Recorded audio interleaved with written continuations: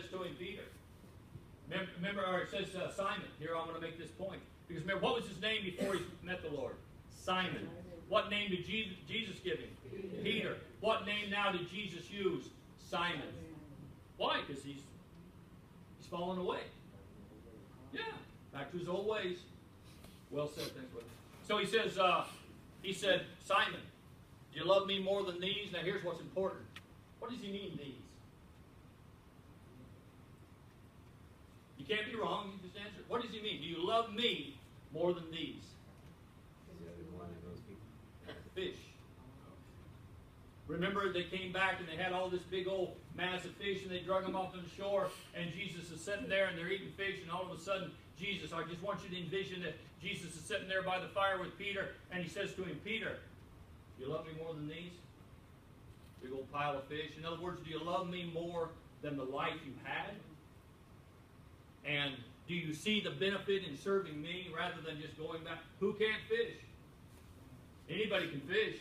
Not me. Oh. I've tried. So Tom's letting us down. I can't fish either. I'll have to admit. I mean, I know how to do it. I can throw the thing out, and I can, whatever. And occasionally I'll get, I think, a bite. But and here's my brother standing beside me. He's catching big old fish like this. And so I'll tell him, well, you got a special place. He said, well, I'll trade you.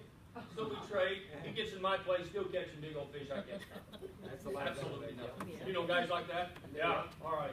So Peter, he said, do you love me more than these? And he said, yes, Lord, you know I love you. And he said, feed my lambs. And then he says to him again, Peter, do you love me more than these? Peter, you just asked that. I just answered it. In other words, that's what his mentality was at that moment. And he said, yes, Lord, you know I love you.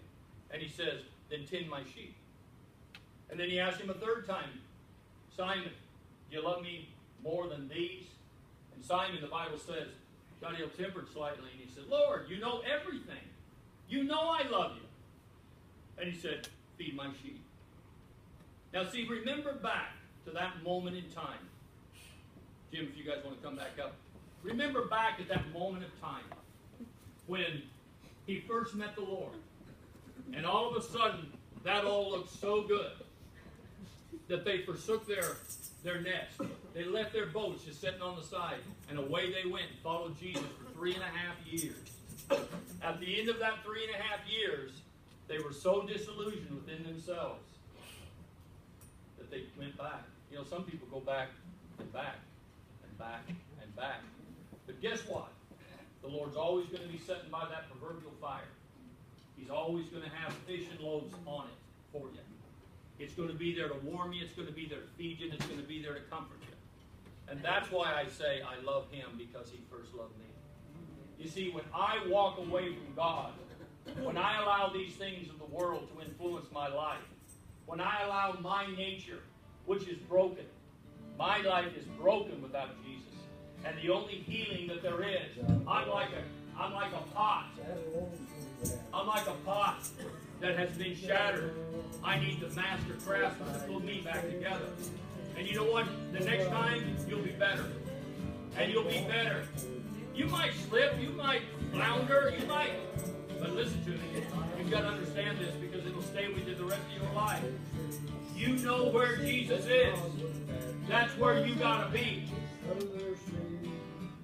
How many knows what the Bible talks about? Holy ground. Get on it and stay on it. How many's heard of heavenly places? Get there and stay there. Let's all stand. We're going to sing. You've got to walk the lonesome valley.